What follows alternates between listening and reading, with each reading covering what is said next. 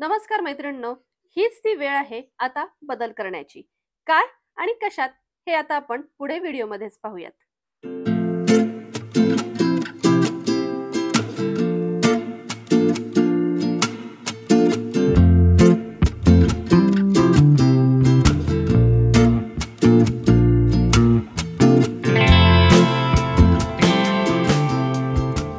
खरं तर 80% लोक दह्याचा वापर फक्त खाण्यासाठी करतात.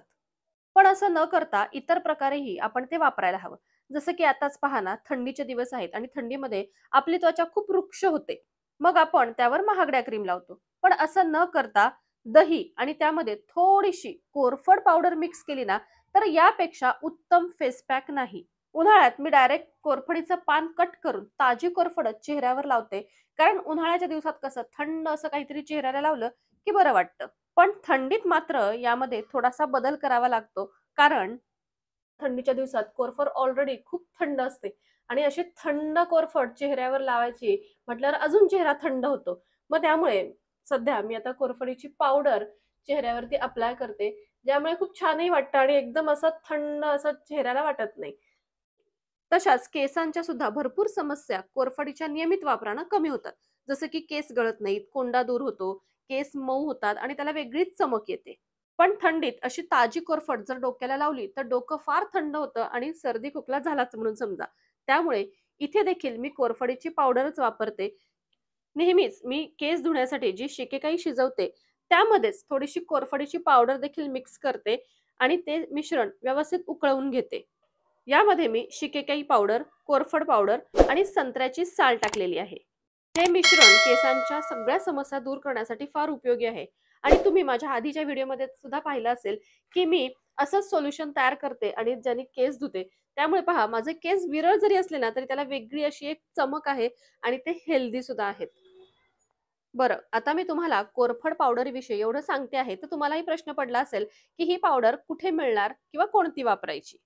तर पहा, इतर पावडरीप्रमाणेच मी कोरफड पावडर सुद्धा नेचर शुअरचीच वापरते आहे. या पॅकमध्ये कोरफड पावडरीबरोबरच रोज वॉटरची 50 ml ची बॉटल सुद्धा येते. यामध्येच एक लिफलेट देखील दिलेला आहे, ज्यावरती तुम्ही ही पावडर कशी वापरू शकता हे सगळं दिलेलं आहे.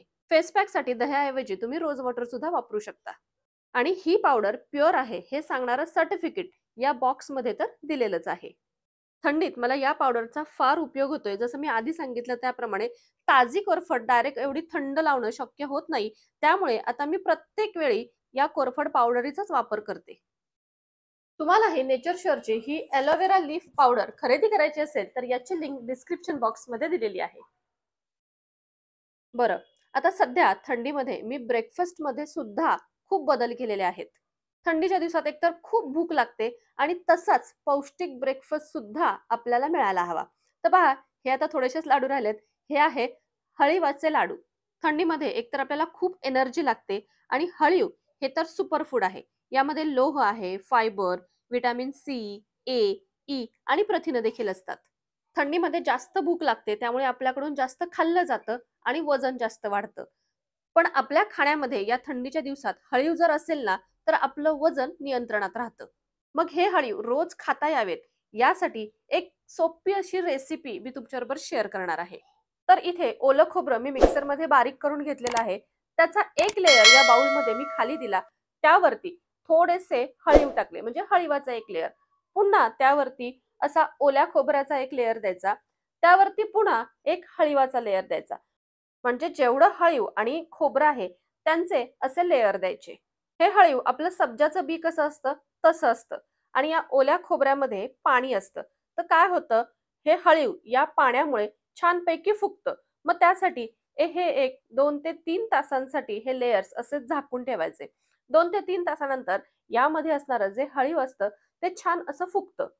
म्हणजे ते असं जास्त नाही फुगणार, पण असं छान ओलसर म्हणजे खाण्यायोग्य होतं. आता 2 तासानंतर हे सगळं मिश्रण एकत्र करून घ्यायचं आणि यामध्ये मी 1 चमचाभर कोरफड पावडर टाकलेली आहे आणि यामध्येच चवीप्रमाणे गूळ. खोबरं जर गोड नसेल तर थोडा जास्तीचा गूळ टाकावा लागेल, नाहीतर अगदी 2 चमचे गुळात सुद्धा हे लाडू तयार होतात. आता हे सगळे इन्ग्रेडियंट्स एकत्र केल्यानंतर कढईमध्ये थोडंसं गरम करून घ्यायचं. म्हणजे या गुळाला थोडंसं पाणी सुटेल आणि थोडासा चिकटपणा या मिश्रणाला येईल एवढंच. थोडासा चिकटपणा या मिश्रणाला आला की गॅस बंद करायचा आणि हे मिश्रण एका दुसऱ्या बाउलमध्ये काढून घ्यायचं. त्यामध्ये 2 चमचे तूप देखील टाकायचं आणि थंड झाल्यानंतर याचे छानपैकी छोटे-छोटे असे लाडू वळायचे. तर हा असा लाडू तुम्ही रोज एक जरी खाल्लात ना, तरी अजिबात अशक्तपणा येणार नाही. सारखी-सारखी भूकही लागणार नाही आणि सारखं-सारखं खावंसही वाटणार नाही. त्यामुळे आपोआपच आपलं वजन देखील नियंत्रणात राहील. मी तरी हे लाडू या थंडीमध्ये तयार केले आणि आता माझे लाडू तर संपतही आले आहेत. तुम्ही कधी करताय? मला नक्की कमेंट करा.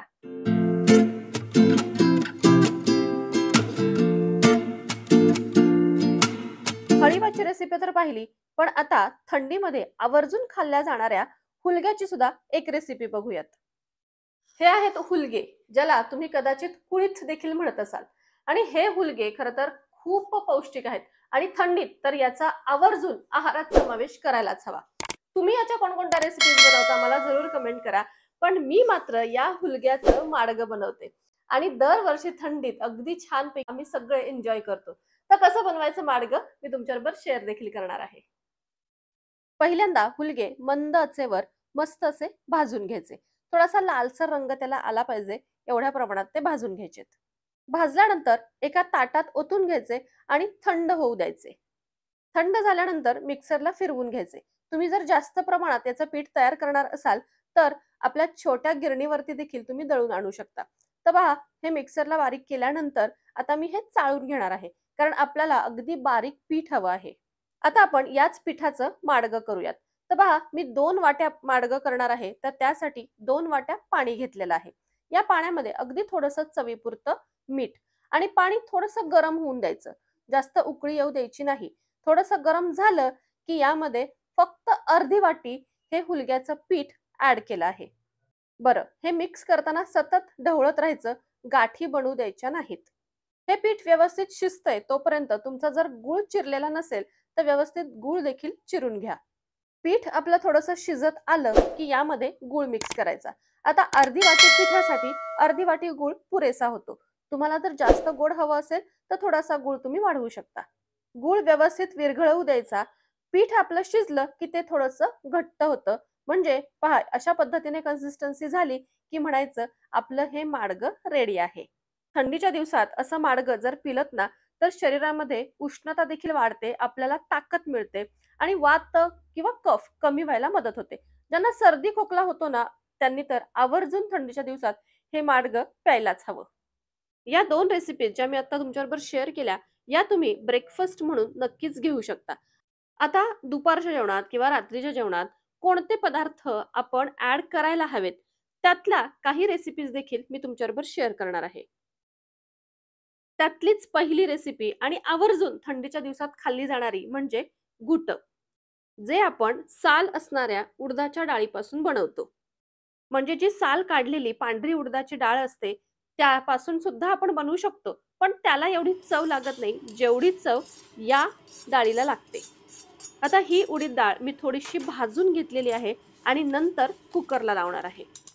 अगदी 2 शिट्ट्यातच शिजते. तर आता आपला कुकर होतोय तोपर्यंत या घुट्यासाठी लागणारा मसाला तयार करून घेऊयात. यासाठी मी 4 ते 5 हिरव्या मिरच्या घेतल्यात. त्यामध्ये थोडंसं मीठ, लसूण आणि जिरं टाकलेलं आहे. आता हा जो मसाला आपण बनवणार आहे, तो मसाला तुम्ही मिक्सरवर देखील बनवू शकता. पण असं खलबत्त्यात ठेचलेल्या मसाल्याने घुट्याला जी चव येते ना, ती मिक्सरमधल्या मसाल्याला येत नाही. म्हणून फक्त मी असा ठेचून बनवत आहे.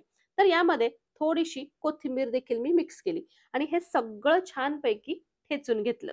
तोपर्यंत कुकरही झाला आणि उडीद डाळ देखील छान शिजली. तर पहा, यामध्ये हा मसाला असाच कच्चा मिक्स केला. तुम्हाला जर जास्त तिखट नको असेल तर हा मसाला तुम्ही तेलात देखील मिक्स करू शकता. पण डाळीत डायरेक्ट मिक्स करून पहा, वेगळीच चव येईल. आणि फोडणी देताना फक्त तेल टाकायचं, त्यामध्ये ठेचलेला लसूण आणि जिरं, मोहरी बस. आणि नेहमीप्रमाणे थोडीशी हळद. आता यामध्येच हे जे काही घुट्याचं किंवा डाळीचं जे मिश्रण आपण बनवलेलं आहे ना, ते टाकायचं आणि छानपैकी मस्त अशी फोडणी द्यायची. जेवढा रस्सा हवा आहे तेवढं पाणी देखील ओतायचं.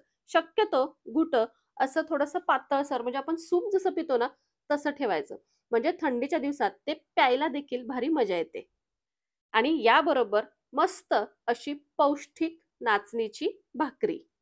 थंडीत जर असं मस्त गरमागरम जेवण असेल, तर क्या बात है, नाही का? पण आता असं गरमागरम जेवण खाण्यासाठी ते कुणीतरी आपल्याला बनवून दिलं पाहिजे. म्हणजे बनवल्या-बनवल्या लगेच आपण खाऊ शकू. जसं आता मला सध्या हे सगळं जेवण माझ्या मम्मीने बनवून दिलेलं आहे. तर आज माझ्या ताटात आहे गरमागरम घुटं, भात, भाजी, दह्याची वाटी आणि मस्त अशी गरमागरम नाचणीची भाकरी.